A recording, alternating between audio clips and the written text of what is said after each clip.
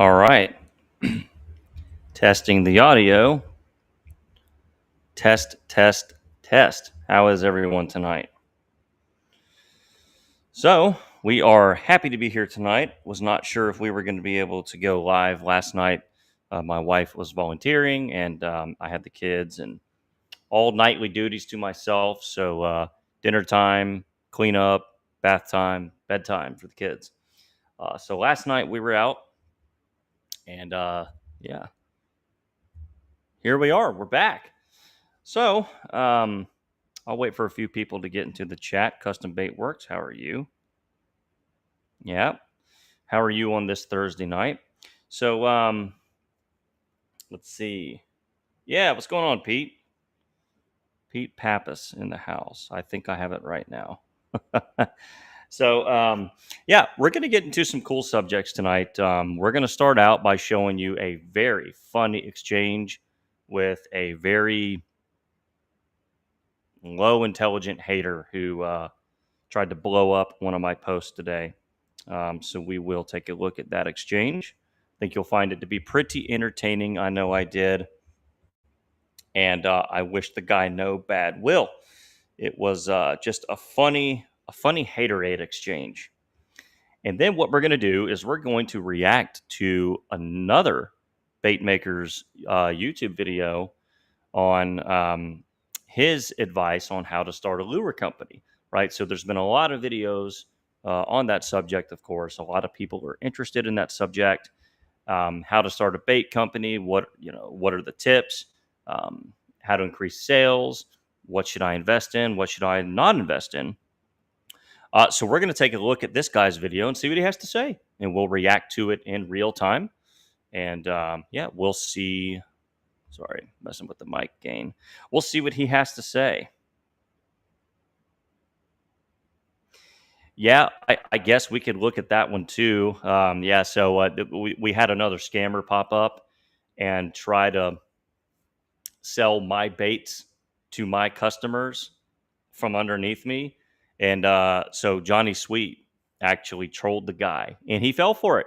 He actually thought Johnny Sweet was going to buy some of my 2-year-old baits from him and get scammed. What a dummy. Oh, these people are so stupid. Oh my gosh. So bad. Well, Cody, I'm not sure that I'm a stud, but thanks for tuning in tonight. You know what? It's time to pop a beer or crack a beer.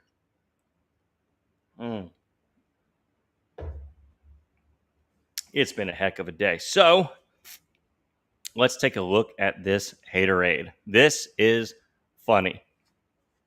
All right, so we made a post a couple days ago, right? So May 9th. And let me know if y'all can see this okay. We did a color match on a really difficult color here. I could really get in the weeds as to what it took for me to hand pour this, but we'd be here all night. So let's just say this was an absolute monster pour. One and done. I got close enough that I consider the file closed, and I'm not going to embarrass myself by trying that again. So this post got over 450,000 views, 200 comments, many likes, a lot of really nice comments, except for this guy. Here we go. Let me know if y'all can see this. Yeah.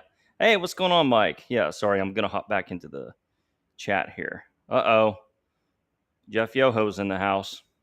You did not see last week's casting creations. We looked at some of his work. So this was too funny not to share. Nick Guthrie politely says, it's not that complicated. All you're doing is fishing for dummies.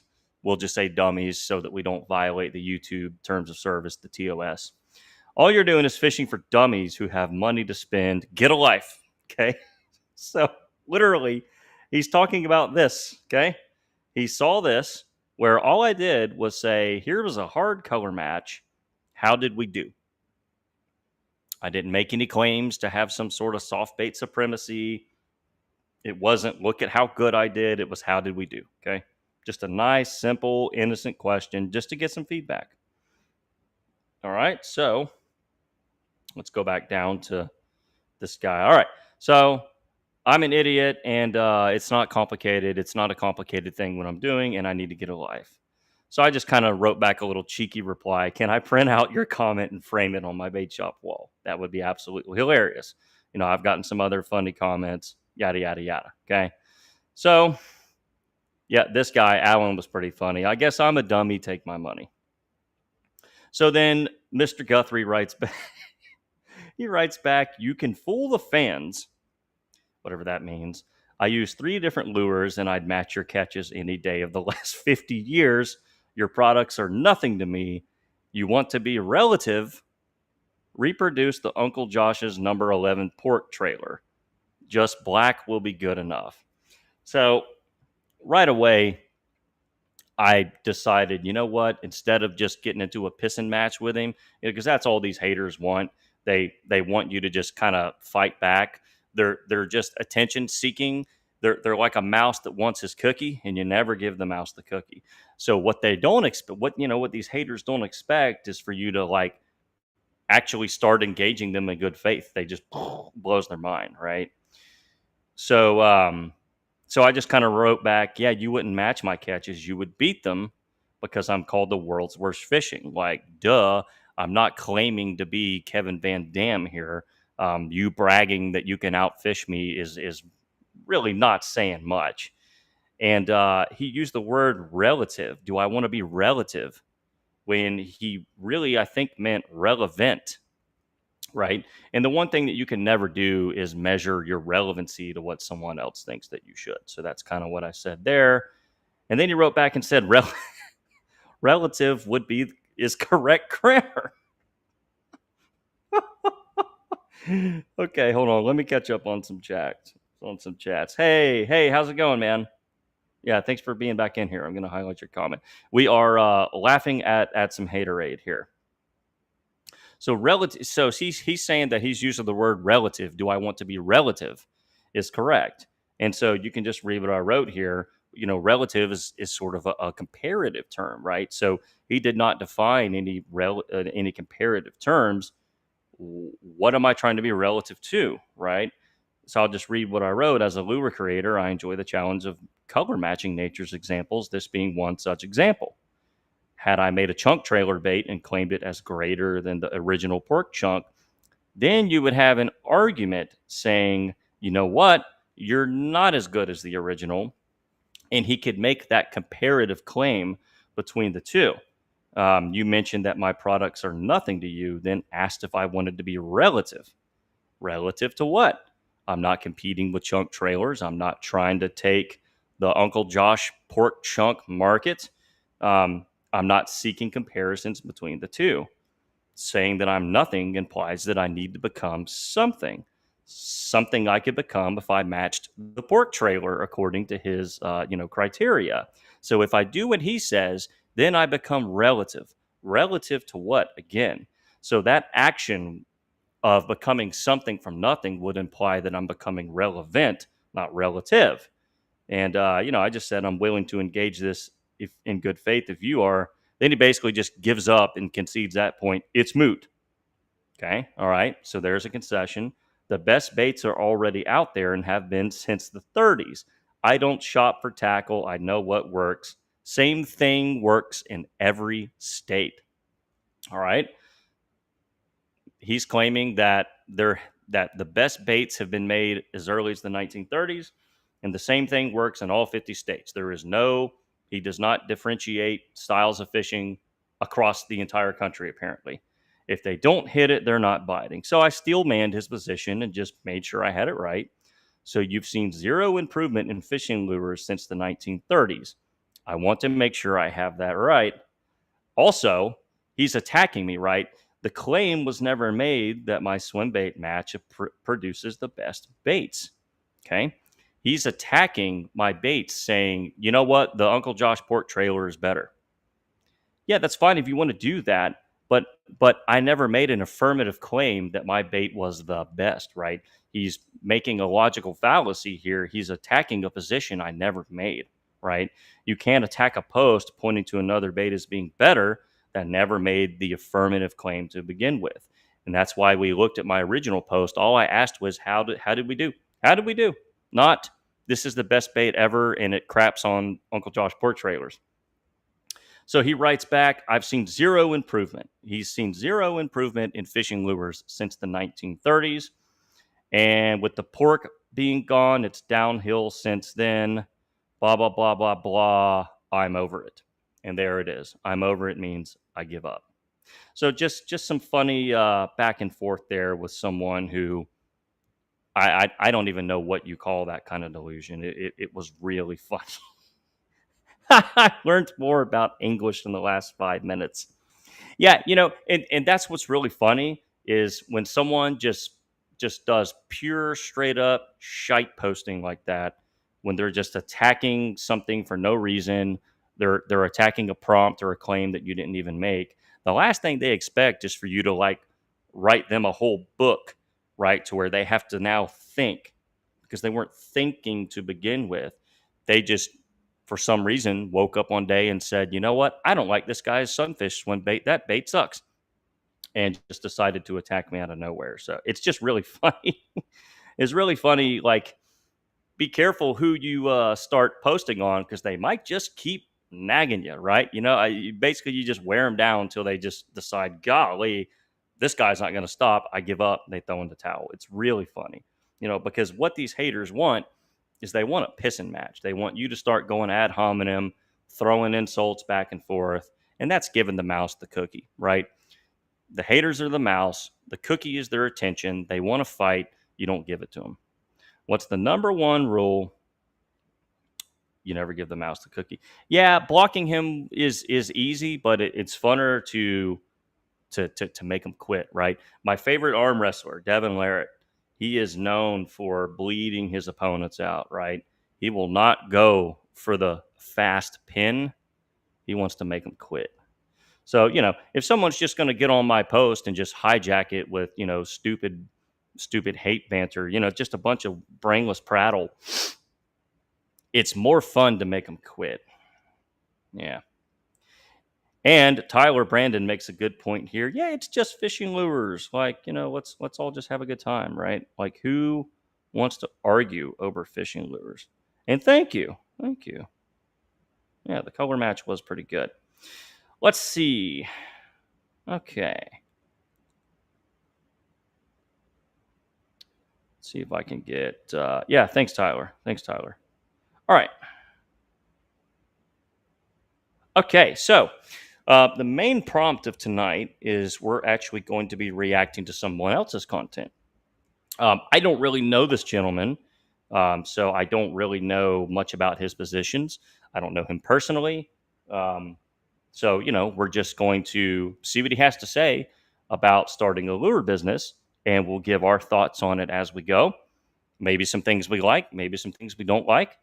There might be some great ideas that he has that we can piggyback on and we can discuss in the chat.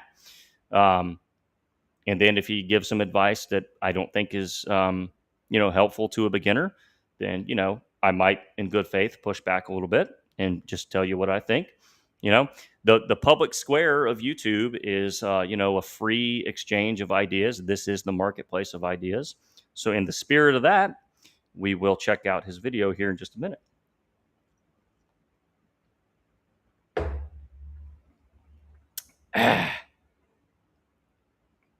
Hire me, I'll be your best worker. Yeah. Yeah, we're not really looking to hire. So, we like to just do our hand pour small quantities. If I was doing production, yeah, that might be another thing. So, anyway, some funny haterade there. Let's move on to this tab. All right, Andrew Blair Fishing. I've seen this video once before. I happened to watch it the other day, and I was like, okay, I'll put this on, check it out, and then I kind of had the idea. You know what? We will come back and look at this on live and talk about it. So let's see. Hey, what's going on, man? Into TW. I finally said it correct. We are going to look at this gentleman's advice for how to start a lure company. All right. Looks like it's an 8-minute long video. Let me go ahead and restart my camera because I know it's going to wig out on me. We still have not reached our camera limit.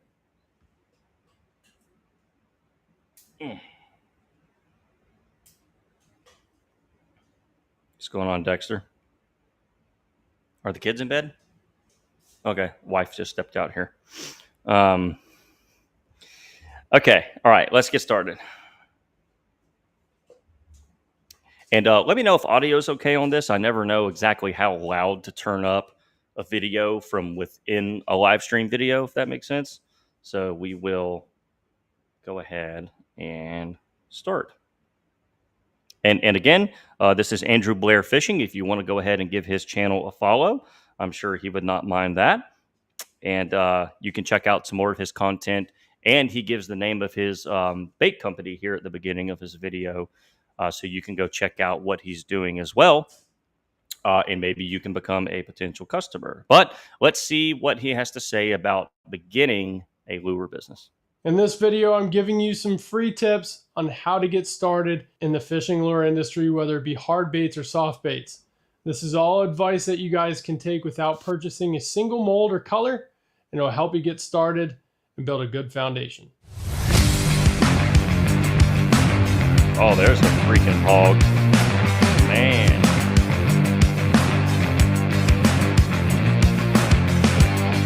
So for those of you that don't know, I own a small business tactical fishing company. Oh, hold on. I wanted to pause that so y'all could see. Don't know, I own a small business. There he goes. Tactical fishing company. So go check him out. Volume is good. Awesome. Awesome. Okay. Thanks, guys. Yep. All right. Let's keep going. Tactical fishing company. And we make soft plastics, design molds, and obviously run social media channels. So before we get started, obviously we want to talk about if this is something you're going to do as a business or if it's something you're going to do for yourself to save money. And I'll tell you right now up front, it is extremely addicting to make soft plastics and create lures. We're off to a strong start. There are no lies detected here. Yes, this is very addictive. Those of you in the chat who are bait makers, I'm sure you can concur with that statement. This stuff will take over your life. Let's continue. So if you're doing it to save money, I will say this before we get started as a disclaimer, so did I. So the first thing we want to talk about right off the gate is what do you want to sell? My biggest advice with this is sell something you are confident in fishing. I see a lot of small bait manufacturers selling every mold that they can right out the gate, and their customer engagement is asking for tips and tricks on how to fish them, and they're unable to answer it because they don't use those techniques. So to piggyback on that, I'll say, yeah, you definitely do not want to over diversify your bait collection as a new bait maker, right? Again, we have to sort of narrow the prompt here. This is advice for starting a lure company, not how to expand one, not how to grow one, not how to make it to the 5-year mark, the 10-year mark.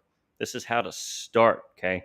So he's saying don't over diversify your product line because you're probably going to be getting into some styles of lures that you're not super familiar with yourself. I do think that is a good point. I think an even better point is you're going to be too spread out in terms of your investments.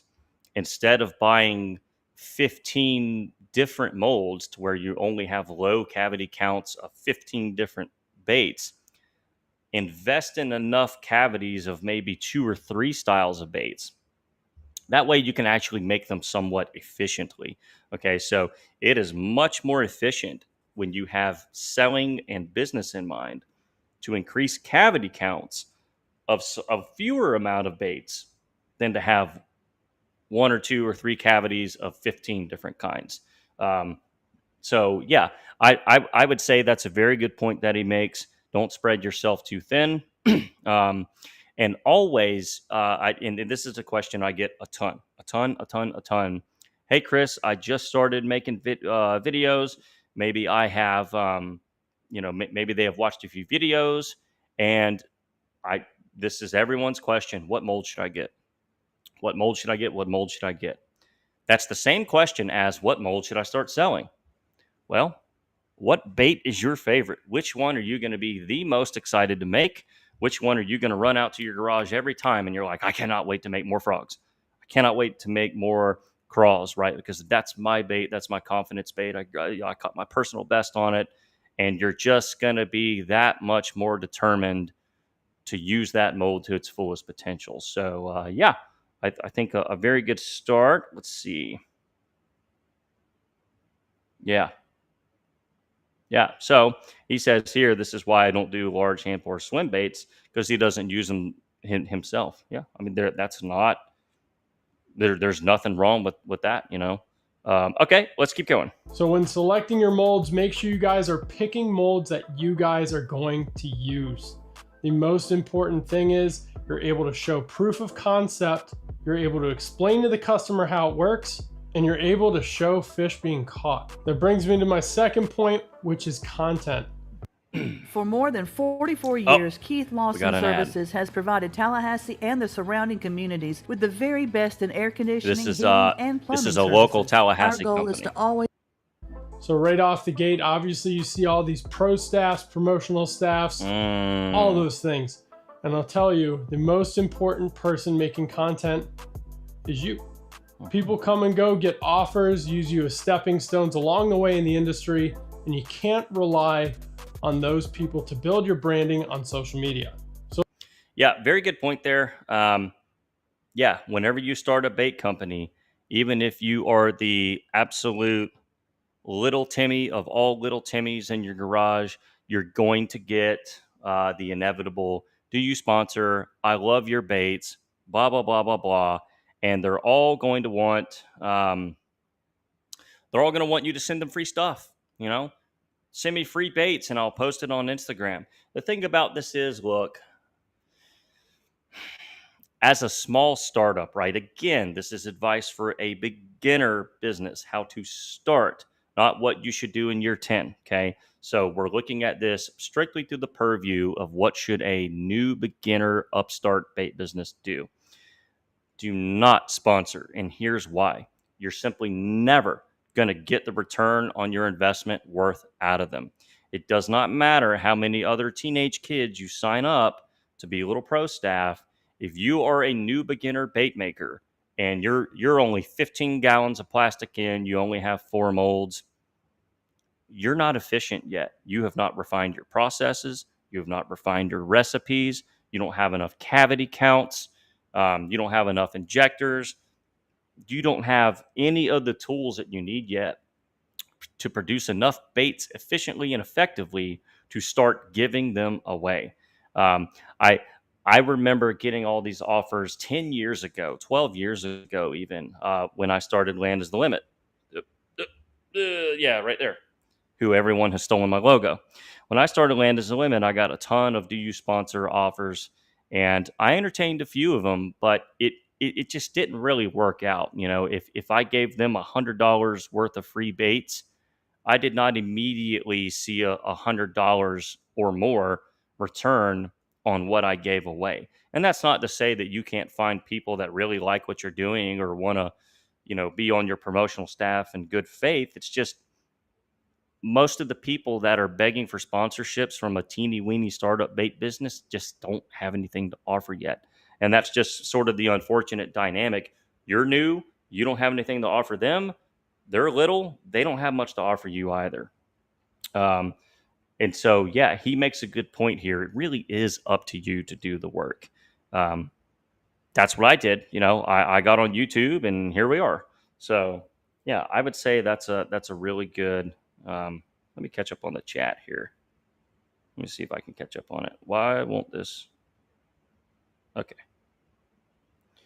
Okay, let's keep going. Good points so far. Social media is one of the biggest tools in the industry right now. And if you're not leveraging it for exposure and engagement, you're going to get drowned out by all the other big brands and small bait makers that have mastered and perfected their content. Okay. So we obviously talked about The baits that we're selling, what we're selling, colors are another huge factor in this. Obviously, there are big name brands pumping out hundreds of different colors in different bait molds, whether it be swim baits or craws or worms. But what you need to focus on is catch colors that people and customers can relate to. Black and blues, green pumpkins, June bugs are very popular colors. And if it's a unique mold, they're more likely to try it because it's a confidence color. Now, I will add a disclaimer here. There are a lot of people using shelf molds, meaning molds you can buy on the internet from mold manufacturers. So they're all selling the same style bait. What plays in the factor here is how are you unique? Yeah. So, which brand of plastic here? Dead on plastic. Come on. Easy question. So he brings up a point here, right? And I think this ultimately just goes back to the idea of market saturation. Shelf molds, right? Shelf molds. Can you make it on shelf molds? How can you be unique with shelf molds? Well, how you can be unique is, I think, skill set, number one. Number two is how well you can promote your own, how well you can promote yourself, right? I currently do not sell any baits from a custom mold. I have 2 custom molds, and we'll get into the idea of custom molds and the argument for or against it here later. Um, every sell I've made in the last 5 or 6 years has been out of shelf molds. So it's something that you definitely have to consider. But let's see where he's really going with this. Yeah, hey man, here's my Canadian brother in the chat. Let's keep moving. Obviously, if the mold is the same as the guy next door is selling, you have to be unique in your content and prove that it's different than their product. Obviously, ways you can do this is perfecting the very intricate colors, your blends, and how you're posting your content. When I first started, all I had was shelf molds, rightfully so. I didn't know if I wanted to get started in this industry and make an investment to a custom mold that I designed. This leads me into my next point. Don't step on toes. So if you're in an area where there's hundreds of bait makers, do yourself a justice and go to their website and check to see if they're not already selling that mold. Networking is a huge tool in your arsenal to perfect your craft, get resources down the road like bags, stickers, and labels, and sometimes people give you tips on recipes. When I first got started, I went through all my competitors' websites, check the molds that they were selling, and if they happened to sell the mold and I didn't realize I had that one, I would reach out and say, hey, do you mind if I sell this as well? Now, some people don't think like that, but when it comes to a slice of pizza, we all can have a slice if we just cut it right. So yeah, I don't think like that. Let's see. Not finished product. I'm not sure what you're saying there, buddy. So the idea of not stepping on toes because other people can use shelf molds as well. I'm not really sure that's what you should be focused on as a startup. I think as a startup, yeah, you're going to be getting molds that you think are popular. That's sort of the goal, right? Is to sell a bait that you think will sell. So if that means a Cinco, a Fluke, a Buzz and Frog, and I don't know, what's one more, a Brush Hog? Well, I mean, name 4 other molds that are more commonly known than that.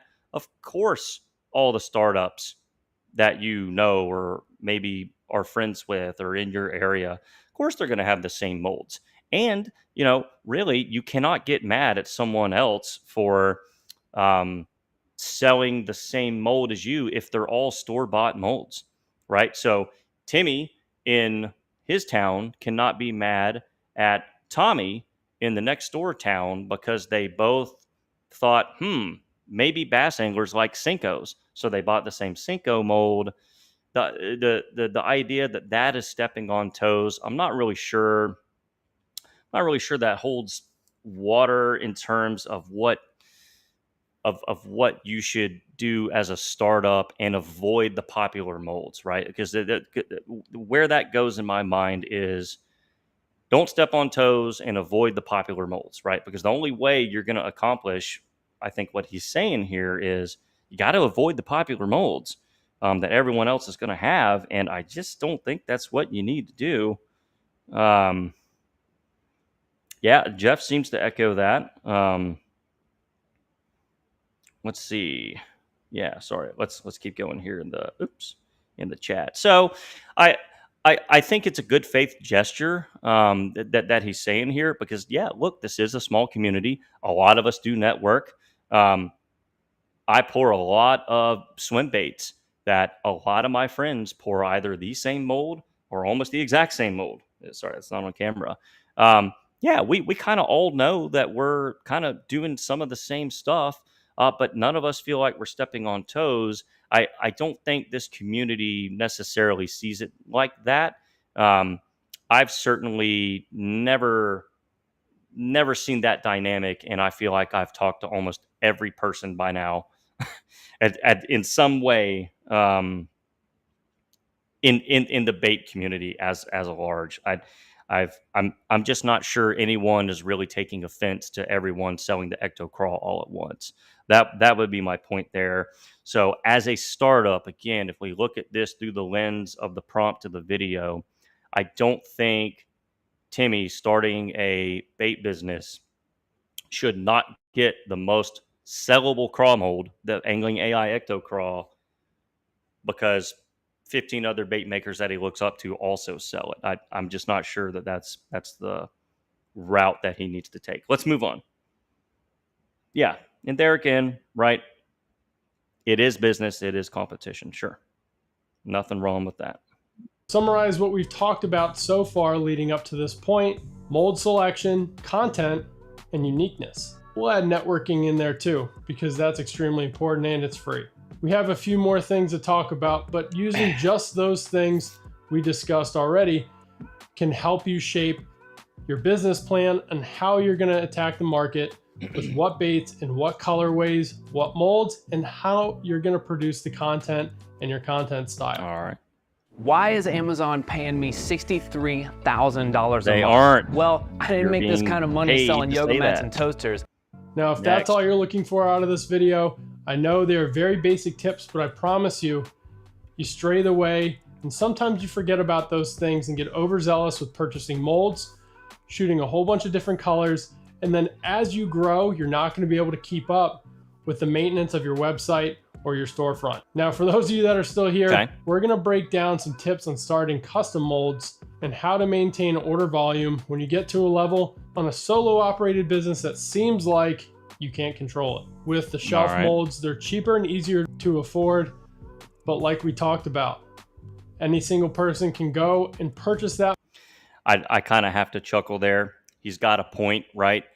As a rule, a custom mold is a more expensive proposition, but the idea that loading up on shelf molds is cheap, just if only we can all wish. Like I'm not even knocking him. I just thought that was hilarious. Yeah, that's awesome.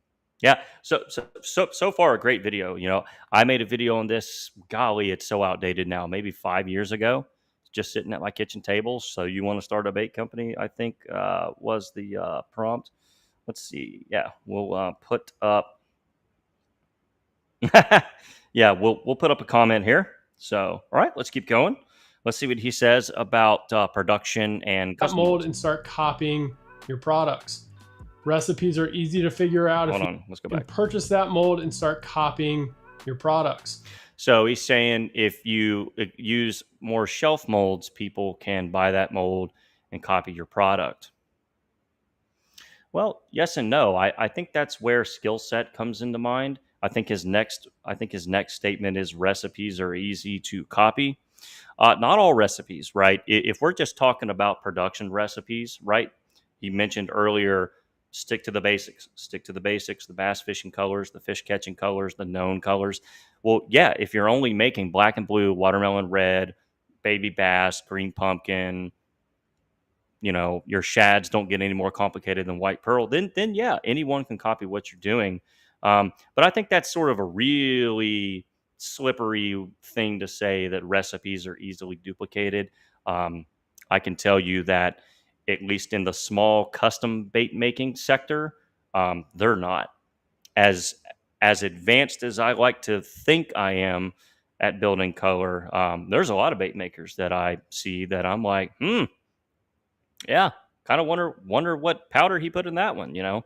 So let's keep going though and see where this ends. Recipes are easy to figure out if you know how to make color, and people know how to Google search for the molds. So if you're at that point or want to get to that point right off the gate where you don't want to be copied and you want to be unique, I always recommend starting out custom. All right, yeah. So my biggest problem there is I recommend starting out custom. Starting out custom is actually, I think, a more expensive proposition overall, right? So if we're talking to the new bait maker, okay, again, I'll just use Timmy as my ever loving example. Um, Little Timmy in his garage, um, on, well, I mean, let's just face it, most people start, as we heard from him earlier, he did not start custom, because it's really expensive, right? So that's where I'm going with this. I think to start custom is probably not what you want to do, because the last thing you want to do is do the R&D on a design, come up with something, pay somebody to do it, you know, CAD drawing and test molds. It's a long, expensive process. Before you know it, you're $1,500 in the hole, and you're not sure if it's gonna work. Um, and even if it does work, did you really make something better than what was already available, or did you just tweak something here, tweak something there, just to say, "Hey, I've got my own bait"? Um, I don't think you want to do all that and then decide, you know what, man, this is a lot of hard work. I'm out here all the time. You know, I've burned myself with plastic a few times. I'm always on my feet, wearing myself out, you know, out here late at night, filling orders. I don't like this. And now you've got custom molds that you've invested all this money in as a beginner. So I would never tell somebody not to invest in a custom mold. I would certainly never encourage you to do that as your start. So let's keep going there. So I'll obviously try to that catch is up on the going to chat. be a bigger investment up front, but in the end, you're not going to waste thousands of dollars on shelf mold you're eventually going to put on the shelf. Now with that investment, we go back to our first tip of selecting and designing the bait you fish the most. When I decided to go custom, my first design was a creature bait. And the reason is I fish a creature Like a bait fighting almost frog-ish. exclusively I like that. more than any other style soft plastic. Why does that matter? Well, when you're designing something from scratch on paper, you reflect on all those key features that a big name manufacturer maybe didn't have. Right. And so I will agree there. If you're going to go custom, make sure it's like your bait, right? So 10 years ago, 11, maybe 12 years ago, um, there was a much stronger argument for custom molds. Let me go. You know what? Let me go ahead and restart my camera real quick, guys. Real quick. I know it's an inconvenience. Trust me.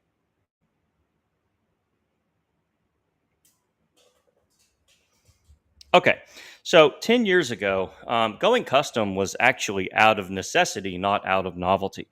I had to get a custom frog because no good frog molds existed. Sorry, beer makes me burp. Um, and a frog was my thing. It's still my thing. I want to go throw a buzzing frog, skipping through the pads more than anything else, probably on this planet. Um, so I do agree with him. If you're going to go custom, make sure it's the bait that you're really in love with. You're going to put more work into it. You're going to have more passion for it, and you're just going to get a better result. You're going to know what you want out of it, and you're not just shooting in the dark because, hey, I got to go custom. It really needs to be something that you genuinely think you can do better. So I do agree there, and yeah, into TW makes a good point here. You know, is it Andrew? Yeah, Andrew earlier. Yeah, he said earlier, don't invest in shelf molds or waste money. He said the word waste money on shelf molds that are going to end up on the shelf. I can't point to a single shelf mold that has become a waste. So, and I'm somebody that has two custom molds. So yeah, I think it just really, I think it really comes down to how well you can use those shelf molds. None of them have to be waste. And like this gentleman points out here, if you want to sell them, there's actually a really healthy secondary market. So I disagree with the idea that you're going to end up with all this dead money sitting on the shelf that you have no recourse for. I'm not sure where he gets that idea, but let's keep going. That you would like in your bait. And in the end, if you're spending all this money on a custom mold, you're going to want to fish it a lot and get your Oh, money's very worth. true. What is I love the my advantage? custom frog. Well, uniqueness. If the fish haven't seen it, are they more likely to bite it? I don't know. But the answer is, it's something that you can call your own that cannot be replicated. Well, it can, but it would cost them a lot of money to copy you. So Not really. So just having a custom mold nowadays does not ensure that you remain with anything unique. There are so many people now doing custom work in the CNC aluminum market, and most people are good faith. They're not just going to completely one-on-one knock off another mold, much less another bait maker's custom mold. But the guys overseas will. Woo molds, bug molds, bait molds, the Ukrainian guys, or the maybe they're in Finland, wherever the heck they are. Um, yeah, it's unfortunate that I have to disagree with him here, but I do disagree. If someone really wants your bait bad enough, they're going to have it, and they're going to have it like that. It's sort of one of those things. You're screwed if you do, screwed if you don't. Um, if you are able to like truly reinvent the wheel a little bit and come up with something new, if it's any good, it's going to get copied, and it's going to get copied cheap and quick, and there's nothing you can do about it.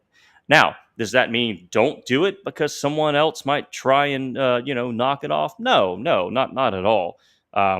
But to say that going custom will ensure that you have something unique that is not easily copied, I have to disagree.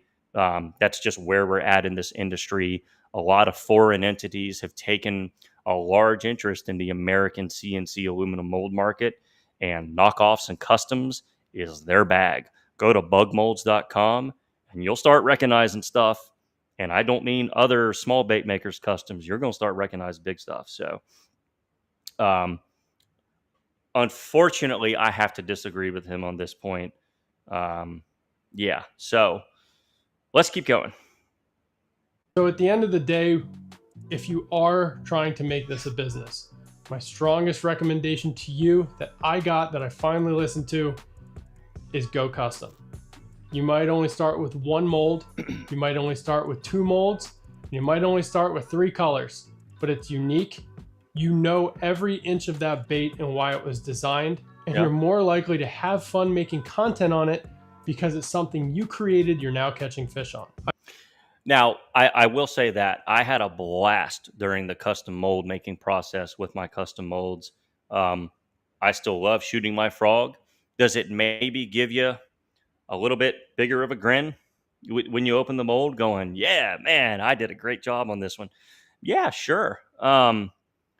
Would I ever recommend this to the startup bait maker? Again, he's telling his story about how he finally went custom and it helped. I'm not sure, from everything that I know and my experience, and it sounds like his own personal story, doing all that investment up front to go custom as a startup before you've even established your processes, your skill set, or your brand, or even a small customer base. I do not recommend that.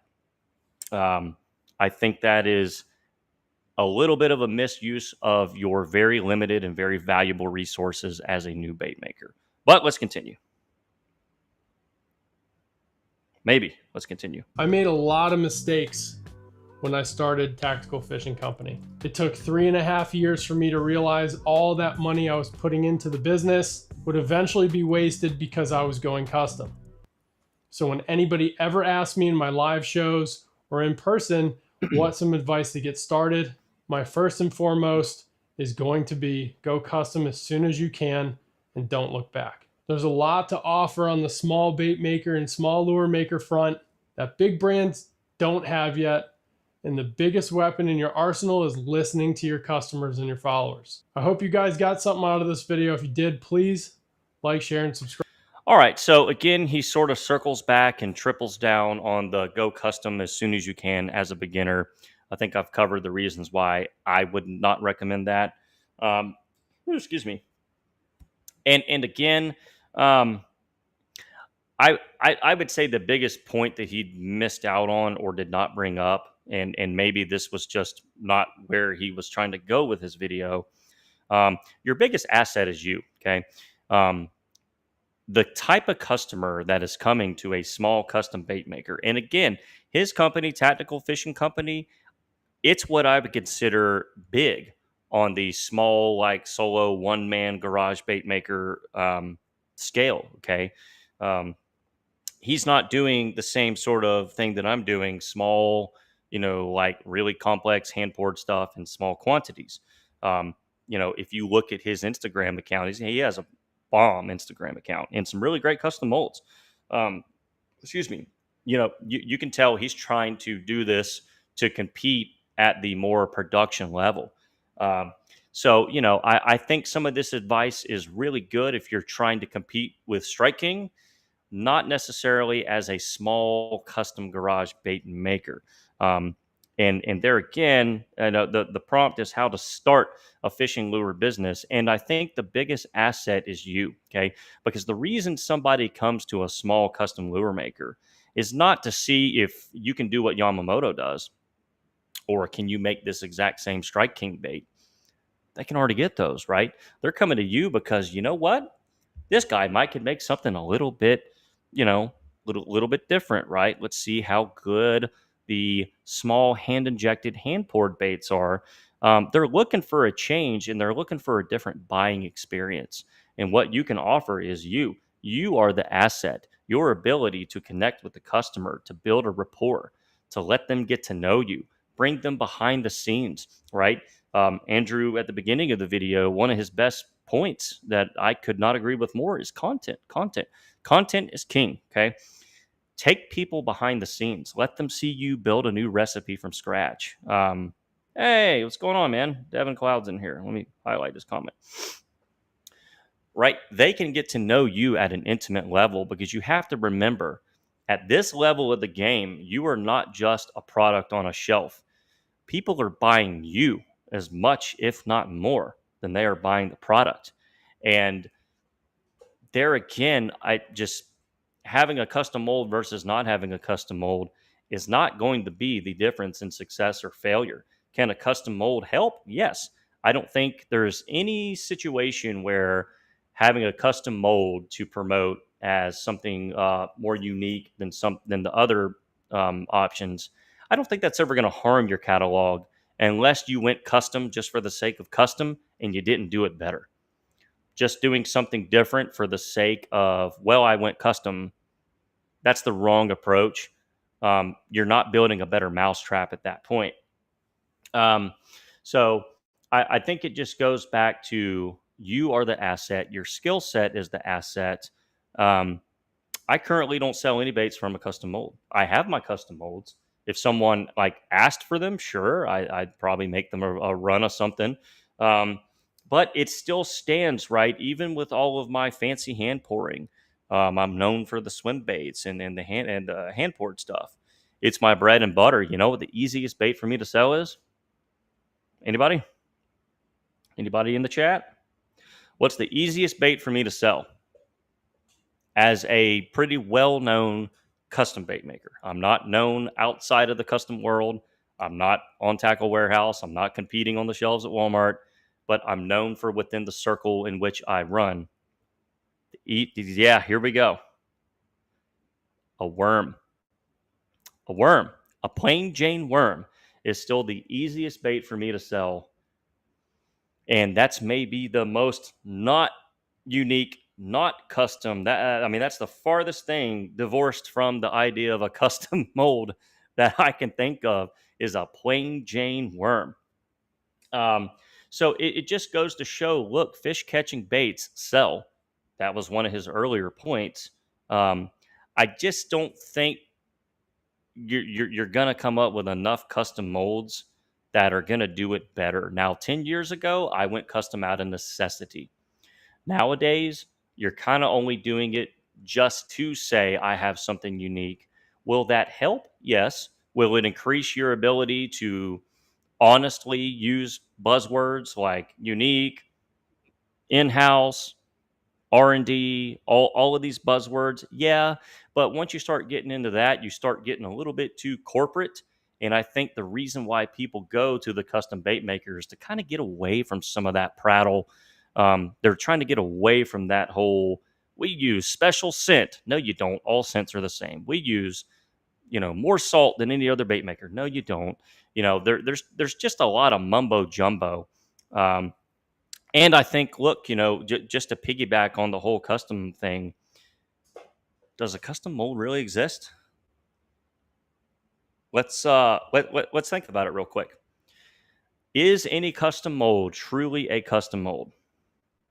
Yes, Harold, I do have a 7.5-inch ribbon tail worm mold, and yeah, that's probably the easiest bait to sell. Still, that still will outsell anything else that I have.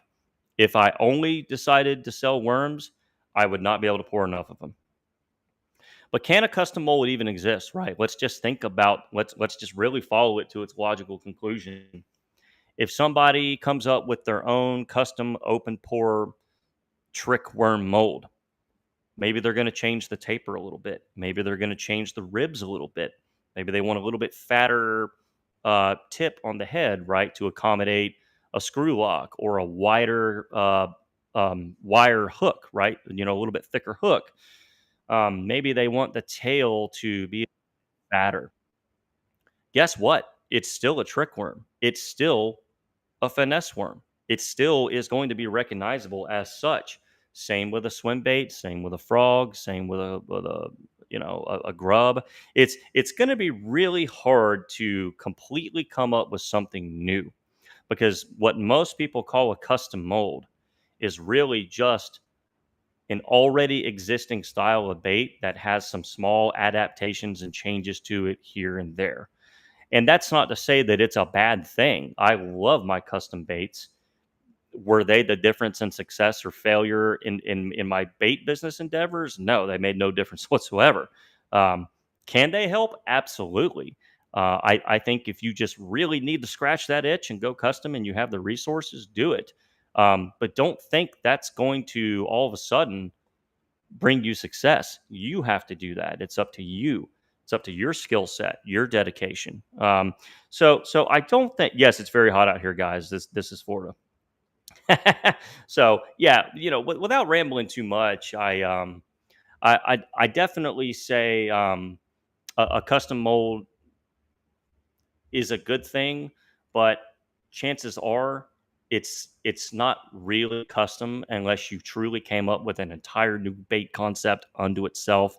It's always going to be recognizable as something that already exists, but you made some little changes to it there.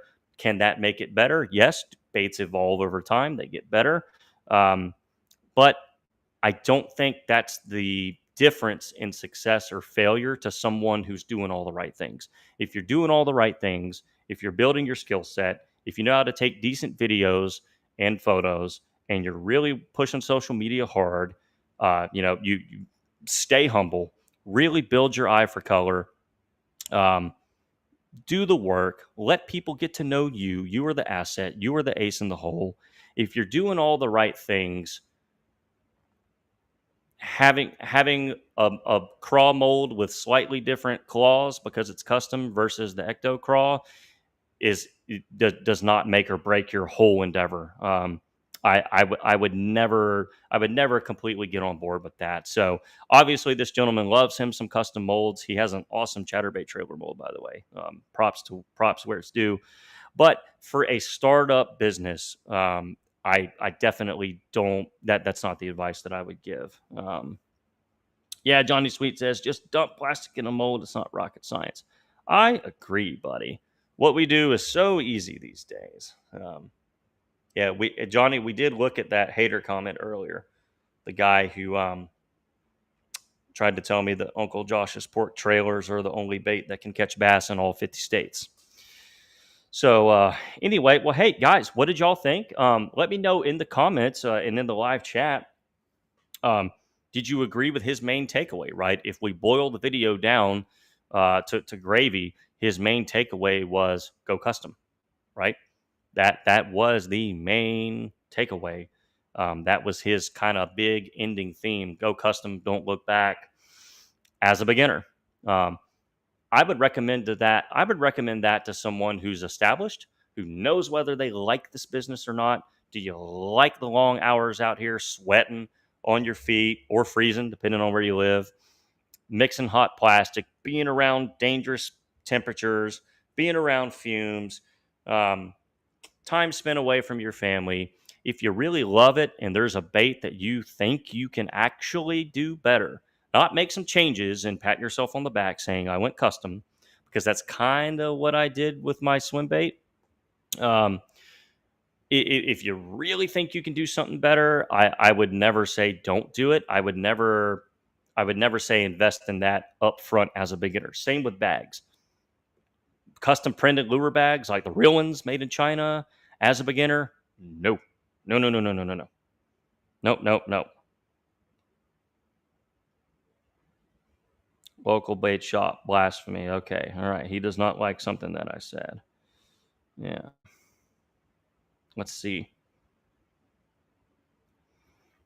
Yeah, can't find names. Says definitely not. Stick to staples and build clients. Yeah. Yeah. I think you definitely want to I definitely think you want to be established and on your feet and know if you're going to like this or not. But before taking the step to custom bags or custom molds. So, hey, Christ just got in. I am not Christ. I think we can definitely say that we are not Christ. Okay. All right. We'll go back to this tab. Go back to Facebook. See what we've been up to. Yeah, here's some worms, right? And again, this is still the number one seller. Isn't that crazy? And and this is not to bash the idea of custom molds or to bash that video. I just think it's funny. All these fancy baits, all this fancy stuff. You see all the pros, this new forward facing minnow, this, new that, fancy swim bait, this, open pour that. This right here is still king. It's still king and it's not going anywhere. Fat boy fishing is like as in molds. Oh, that's fat guys. Sorry, fat guys. My bad. My bad. So yeah, I hope Andrew doesn't think that I was out to get him. I just hey, I'm just giving some genuine, honest thoughts on someone who put their thoughts out there on how to start a bait business. It's a tricky topic, because and honestly, it's one of the questions I get the most from new bait makers. Is I got one today. The guy sent me a picture of some baits. Any tips on selling? That's so hard for me to do. It's hard for me to tell someone else how to sell, because how long have you been doing this? What's your skill set? What are you doing that can set you apart? Right? Because you do have to have an element of that. Um, what's your budget in terms of how much can you invest in this? How willing are you to beat the streets of social media? Guys, this takes years. It takes years, years, years, years, years. That's what I think. So yeah. So William, in the context of the live stream here, I can't really do live pours. I have to be in a streaming studio with headphones on for sound cancellation and a microphone for audio. There's just no way for me to have all of these tools here that I need and actually do live pouring. I would have to go old school and set up my phone or something and go live straight from YouTube, pouring. So yeah. So if anyone is interested in buying these worms, Johnny Sweet will scam you from them. So just keep that in mind. A really good deal there. Yeah. Let's see. Yep. Some recent stuff here. Yeah, this is a really difficult one right here. I call this one olive threadfin because it's sort of got like an olive green top. Just thought that one was really nice. Yeah. Yeah. Yeah, thank you, man.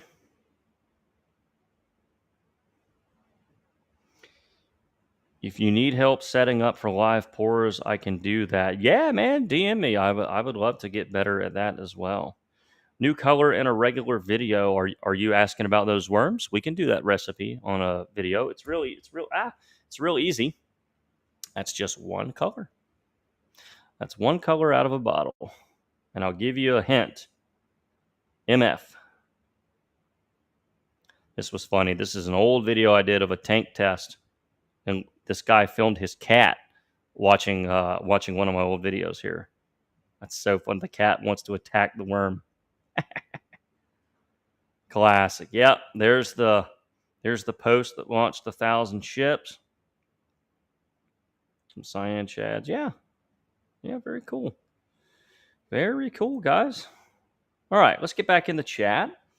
We're going to get off here soon. We've been on here an hour. Oof, man.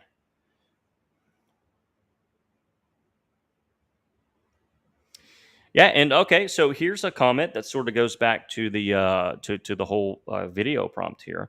Molds and colors are similar topics. Yeah, I've had more people ask me about plain green pumpkin than anything else. Yeah, sure. I cannot argue that. Cannot argue that. You know, going custom is a gamble. One of my friends, Jeff Yoho, he has some very good custom molds. He enjoys the process. I think he has a machine shop that's kind of willing to work with him on custom products or custom projects. Excuse me.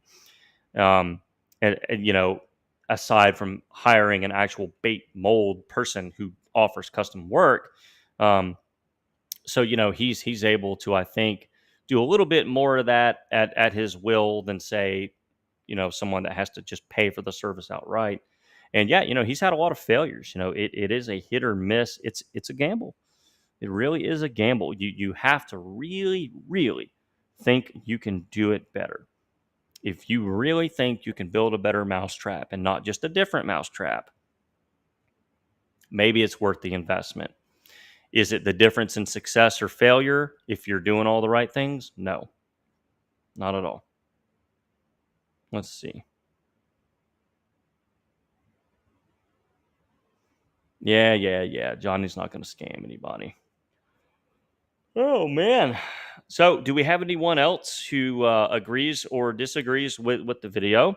Did you like his video? What points did you agree with? Which points did you disagree with?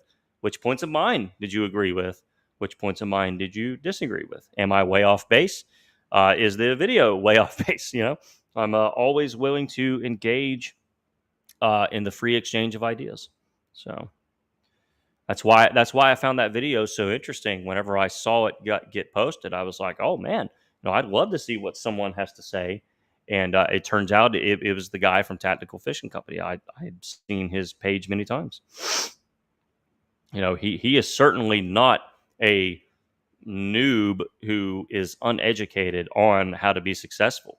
He has a much bigger enterprise than I do, a very different sort of bait that we're offering. But he certainly is, well within his ability to be educated on it. But so are a lot of us. And so, it's always worth checking out what someone else has to say and seeing where you line up or don't line up. So, much like the debate sphere, a lot of people enjoy debates. Do you really change many minds? No. But it's always interesting to see ideas, collide and see which ones, you can follow out to their logical conclusions. I enjoy watching debates very much. Yeah, Johnny, that's the way it is, man. The YouTube algorithm hates you. So you just got notified that this is live and you've already been in here? I wonder if I've even been notified that I'm live. Nope. I have not even been notified that I'm live. Something, ain't it? It's not even on my For You page, much less do I have a notification. Isn't that something? Like, I don't think I can subscribe to myself, but it should tell me World's Worst Fishing is live. Jeez.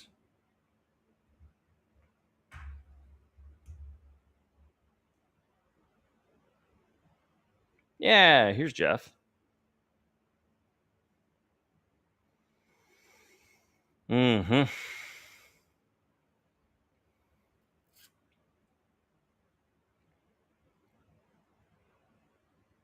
Okay, all right. Yeah, so Ben, golly, is it Ben? Don't kill me, man. I still owe you Tracer Shads. Yeah, I got the notification that you were live. Good, good. At least somebody did. Mm-hmm. All right, everyone. I think we're going to call it a short night. I know we usually do an hour and a half or plus, but I'm tired. It's been a heck of a day. Without going into too much detail, had a pretty big health scare with an immediate family member, and I thought I was going to have to go out of town on a whim. So I'm happy to be here. Happy to be here with you guys, and yeah, very happy that my certain loved one is doing well. Hug your loved ones always. So it's been a heck of an afternoon, and I deserve a little bit of rest. So let's see. Yeah. All right. Okay, cool. Well, thanks for tuning in tonight, guys. Again, I thought this was just an excellent thing for a live stream. Is let's do a live react to someone else who has put their thoughts in the public sphere, in the public forum, on a topic that we all care about. Um, you know, making baits versus starting a bait company. What should you do? The do's and don'ts. What's good advice? What's maybe not the best advice? So I hope y'all enjoyed. And if Andrew sees this, you know, great video. You can respond to my video too if you want, or we can go back and forth with ideas. But yeah, that very very cool. This is one of the things I wanted to do when I kind of really decided I wanted to do the podcast was um, talk about other people's content, to react to what other people are doing and saying, and give my thoughts on that as well. So it's all in good spirit of sharing ideas, and yeah, videos like him. I welcome all that. There's probably other startup videos that we could look at too. So if you want us to look at more content like that and react to it on the Casting Creations podcast, we certainly will. Yes, thank you, man. Yep, it's been fun. Have a good one, Jordan. Thanks for being here, guys. Yep. Yeah, will do, man. Yeah, I need to get into the habit of advertising the lives. Like, hey guys, I need to start doing it in the morning. Hey guys, we're going live tonight, 8 o'clock. Here's the prompt. Be there. I need to do a little bit better job of letting you guys know that this is happening. So, one final question. What would you say the main difference? Oh no. Oh no. Gotta change this. What would you say the main difference between selling freshwater and saltwater baits is? Well, I'm not too familiar with the saltwater market, but I think all the same things apply. You got to get good at it, number one. Um, really understand what the saltwater colors are, develop those colors. But really, again, it's all you. It's all you. Yeah, Jordan, I can actually start broadcasting this to the World's Worst Fishing YouTube and the World's Worst Fishing Facebook together simultaneously. So I can push this out to multiple platforms. Just so far, I've only pushed it out to YouTube. So what I could do is start pushing this out to my official Facebook. Now, I don't know if that affects my ability to then go in and navigate on Facebook like I like to do. I'll have to try and test that somehow. But yeah, saltwater colors, you got to remember these are different colors. You're going to want to use really firm plastic, and it all the same things apply. All the same things apply. Broadcast yourself if as much, if not more than your baits. Let your customers get to know you. They're buying you as much as the product. That is always your biggest asset, is your ability to connect with potential customers. That's how you build repeat business. That's how you build relationships. That's almost more important than having the best colors ever and super duper molds. So, yeah, I think all the same tenets apply for sure. It's hot out here. I underestimated how much I would sweat during the summer months doing this out here in my shop. But on a positive note, the washer and dryer have been completely silent tonight. That's a good night in my book. With that, we're going to sign off on the washer and dryer. Get out of here. We will see you guys in the next long form video. Hopefully, we will have some time to film this weekend. And we will see you guys then. Thanks for tuning in to episode 7 of Casting Creations. And yeah, we'll see you guys next time. And we are out of here. Yes, first lesson, stay humble. That's always good advice. And don't let Johnny Sweet scam you.